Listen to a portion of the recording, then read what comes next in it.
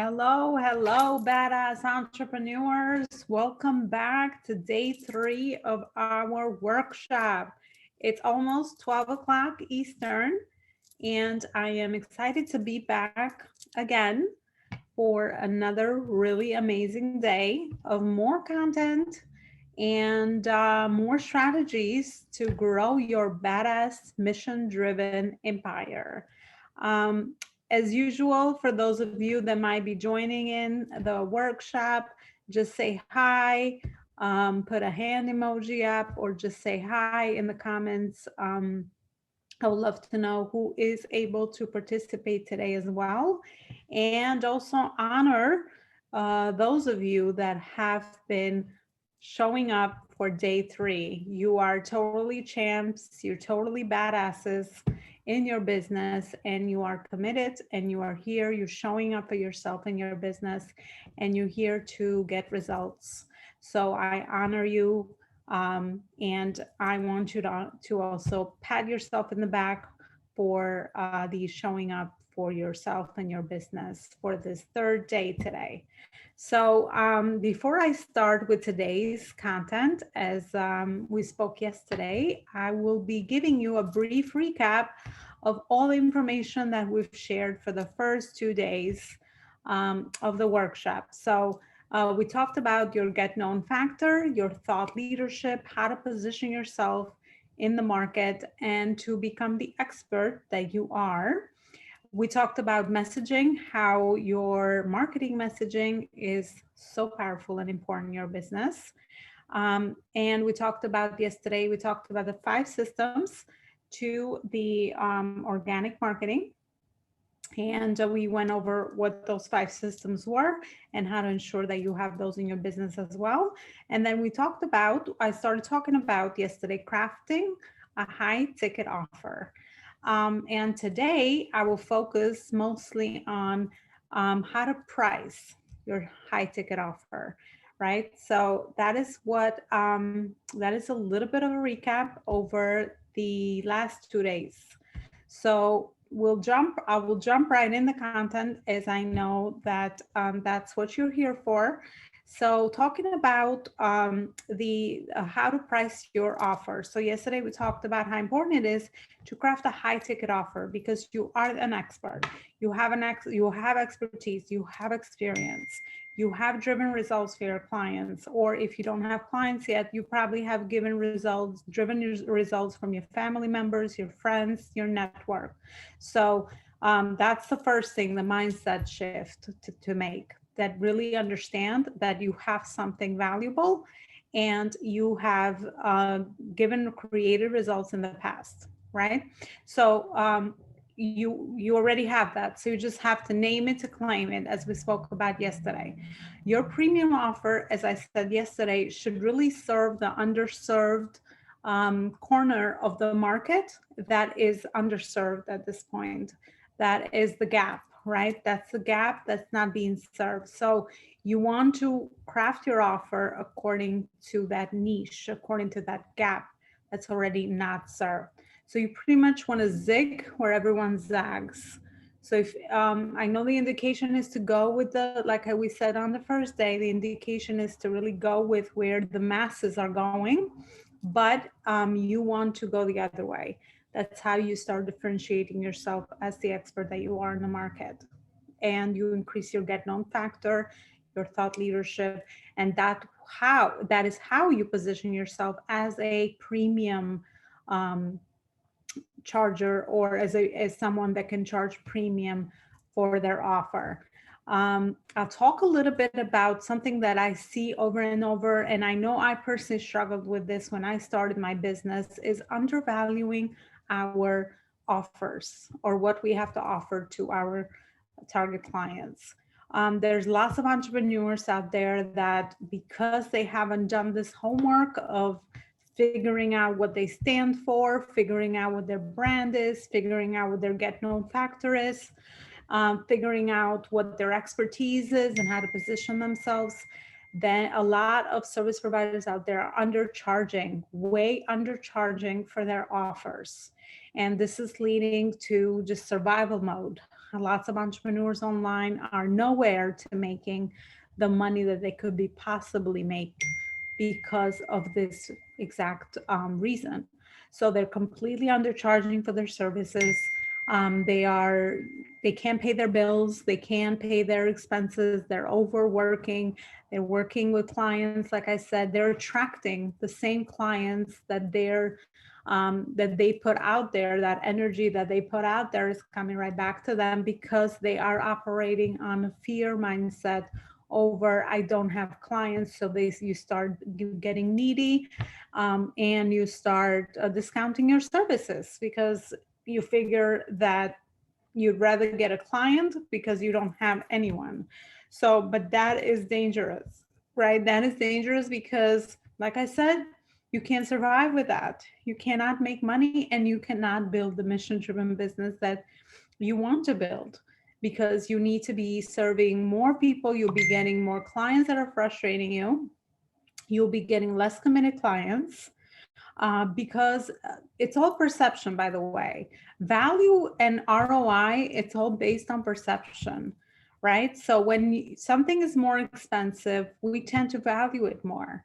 When something is free or low ticket, we think, well, there must be something wrong with that, right? I mean, why is it so low? We as humans want to pay premium for things, right? Think about back in your life. How much money do you pay for the things that you value the most, right? It's a sense of prestige, it's a sense of fulfillment, it's a sense of status for a lot of people that they pay lots of good money for the things they value.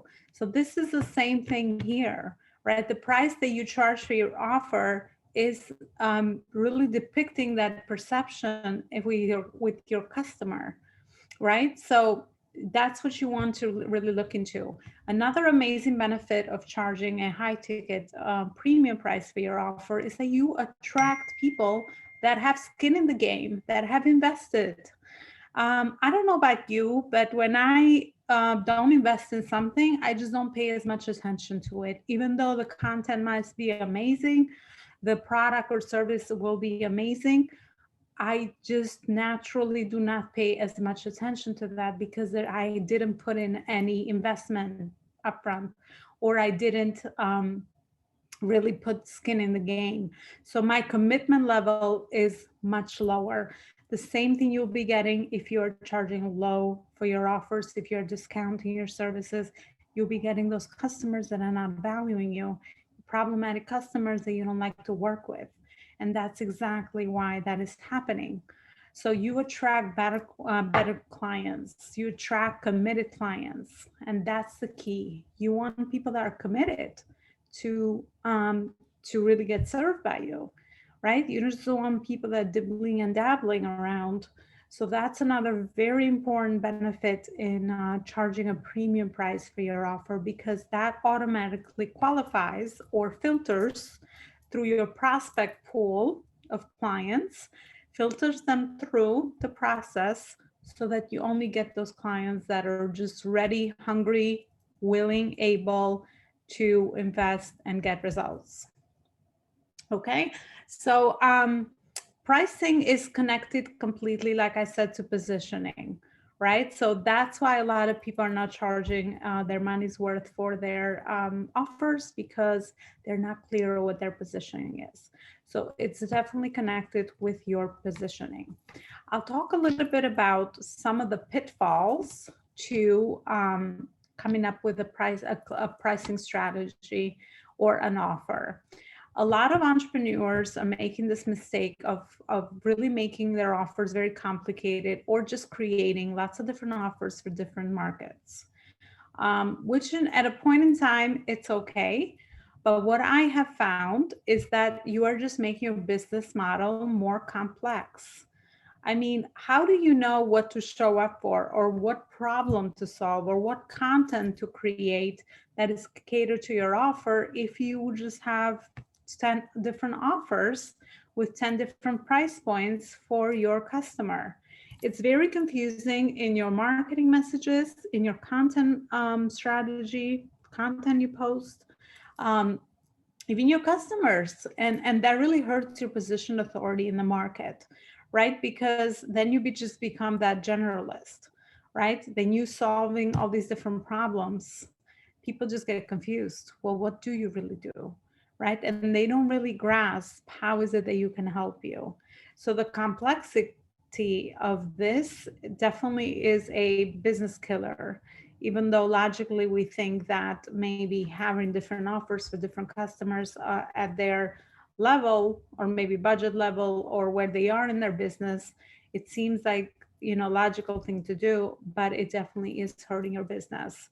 The simpler your business model, the better, the more easier it is to scale. I have stuck to only my one-on-one coaching, group coaching, one-on-one program, and my group coaching program for the last 3 years, right? Even though the indication has always been to create something new because it's more exciting, but there's value in masterfulness when you are sticking to your process and one process, because this is the only other way that you become a master at it, because you keep repeating it with as many more customers. You're serving more customers, you're repeating it, and then you become a master at it, and that's what you get known for, and that's how you also build your brand. So it's all connected. If you keep switching to new offers and different things, then you always will be in testing mode, and like I said, it will really hurt your authority. So I'm a believer in a very lean, clean business model with those very strategic offers that you have for your customer, so then you can take them based on your expertise from point A, B, and C.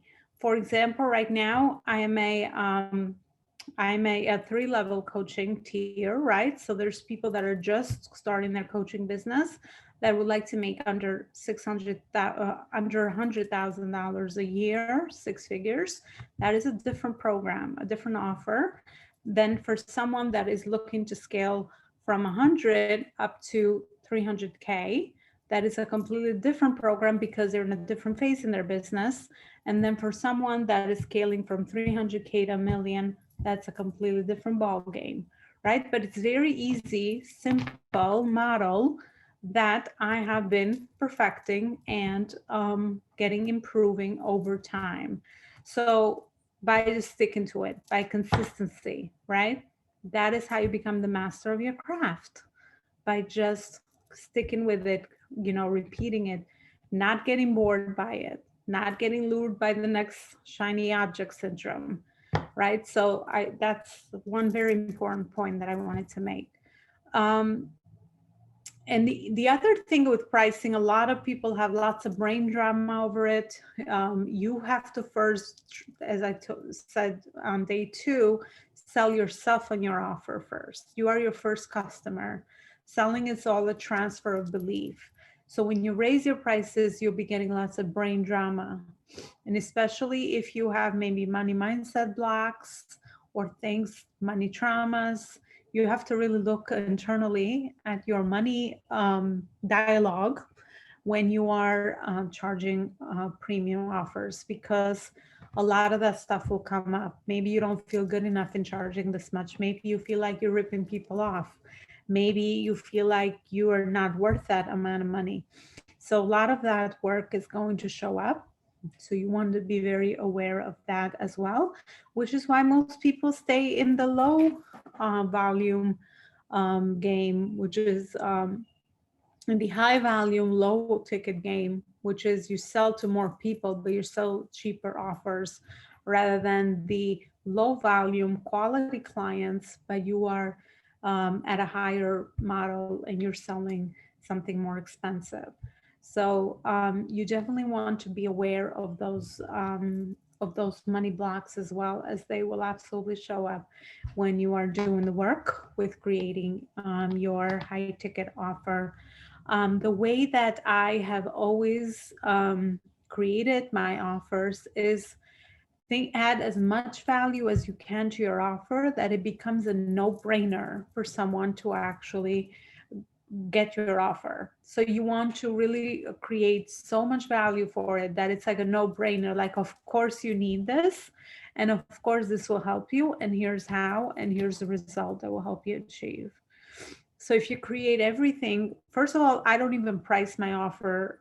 If I'm creating something from scratch, I would first go through all the things that I would be given as value, all the value that I would add to my offer, and then I would price it all at the end, completely at the end of after I've seen and I have convinced myself that that is an amazing offer, and it would be crazy for someone not to get it because you can really help them and you can really drive those results. So that is another way to think about pricing your offer as well. Um, Another thing is, as you are getting into your masterfulness and you are sticking to your model, to your offer, you become, you want to start simplifying it, right? And you want to start to make it, to structure your offer so that you can scale it. And by scaling it, as we spoke about, as you scale your business, you want to start delegating and getting a team around you. It's much easier to teach a team or your team member an offer that is already proven and scalable, rather than when you are just always creating new things. So you want to build a container of your offer that you can scale and you can teach people on your team. That's the other value of sticking with your craft, having a very clear business model that you are now able to repeat, and you can hire salespeople that can actually, they know exactly what problem you solve and how to talk about that to your potential customers. And I said yesterday, right, business is completely based on principle and not theory, right? So there's a lot of things that are very strategic and very logically based, and that's what business is. Business is completely based on that principle. Another thing to you are to look out for is when you scale fast, you actually tend to get bogged down more by the tactical part of your business.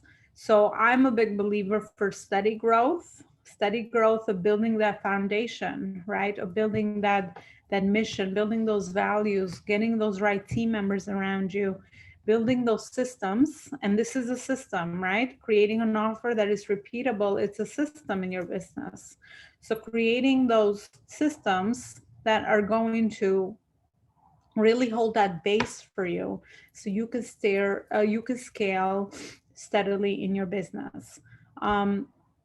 Like I said, when you scale too fast, you tend to get bogged down, or you tend to get bogged down, that's a good word, with the tactics in your business, and you lose the focus on, you lose the drive to be the visionary, because then you become the chokehold of your business.